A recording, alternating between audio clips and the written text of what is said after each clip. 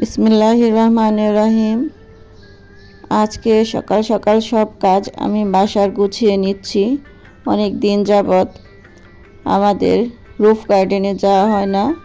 এই যে চলে এসেছি আজকে রুফ গার্ডেনে।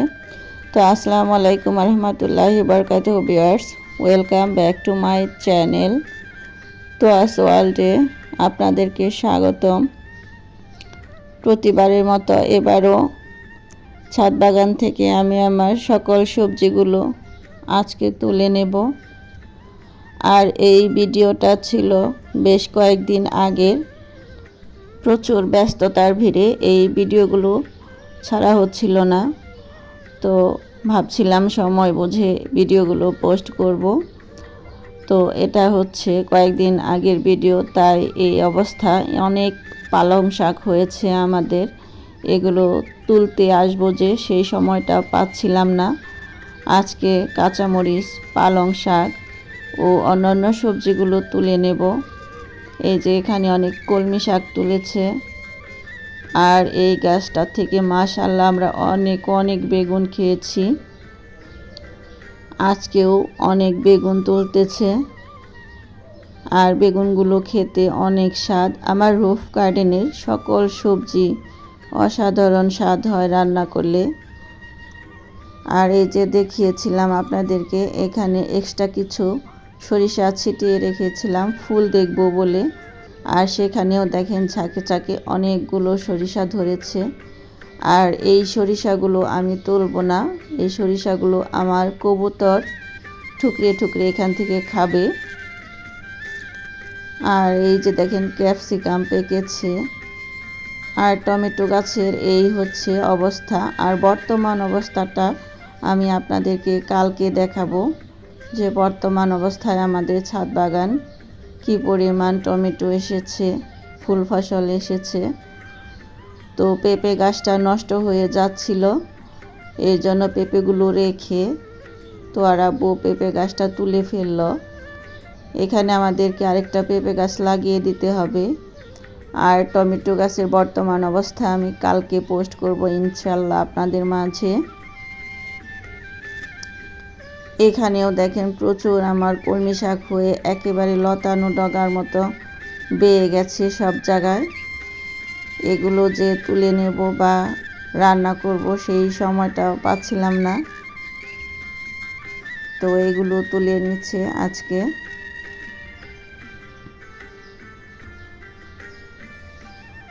আমাদের গার্ডেন, আমাদের ডেইলি লাইফ, আমাদের সব কিছু আপনাদের কেমন লাগে জানি না। আমরা তো প্রতিনিয়ত পোস্ট করে যাচ্ছি।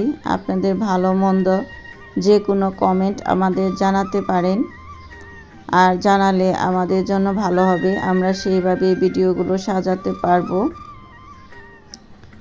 তো আমাদের দেখেন প্রচুর পালং শাক হয়েছে। আমার একজনের ফ্যামিলি, আমরা এক ফ্যামিলিতে 4 জন, আমাদের জন্য এনাফ। আর এই যে দেখেন সকালবেলা আমাদের দারোয়ান ডিম নিয়ে গেছে, এখনও আবার ডিম দিয়েছে একটা। ডিমটা আমার মেয়ে তুলে নিল।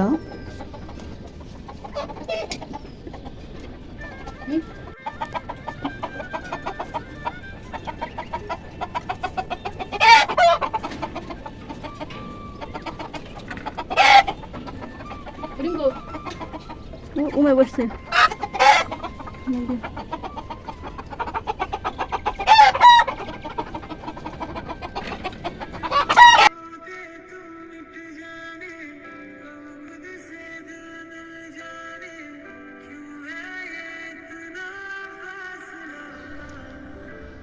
আজকে আমার মেয়ে অপরাজিতা ফুলের পাপড়ি দিয়ে চা বানিয়ে খাবে, এর জন্য এখান থেকে অপরাজিতা প্রচুর ফুল ফুটেছে, এগুলো তুলে নিচ্ছে।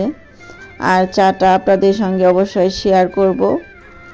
এই ফুলে প্রচুর পরিমাণ পটাশিয়াম, বিভিন্ন ধরনের ভিটামিন থাকে, এটা শরীরের জন্য খুবই উপকারী। এর জন্য এই ফুলগুলো আমরা ফেলে দেই না বা নষ্ট করি না।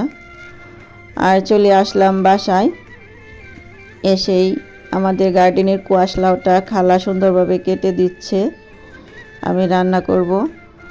আর আমার মেয়ে অপরাজিতা ফুলের চা তৈরি করবে বলে এই যে মধু বের করে নিচ্ছে। এই মধুটা আমি বাণিজ্য মেলা থেকে নিয়ে এসেছিলাম, আর এই খেজুরটা আমি বাণিজ্য মেলা থেকে নিয়ে এসেছিলাম। তো আমাদের ডেইলি লাইফ, কিচেন, এভরিথিং সব কিছু আপনাদের ভালো লাগলে ইউটিউবের কমিউনিটি অনুযায়ী আমাদের ভিডিওগুলো লাইক দিয়ে ফুল ভিডিও দেখে লাইক, শেয়ার, কমেন্ট এবং সাবস্ক্রাইবের মাধ্যমে আমাদেরকে সাহায্য করবেন, উৎসাহিত করবেন, আমরাও করে দেব।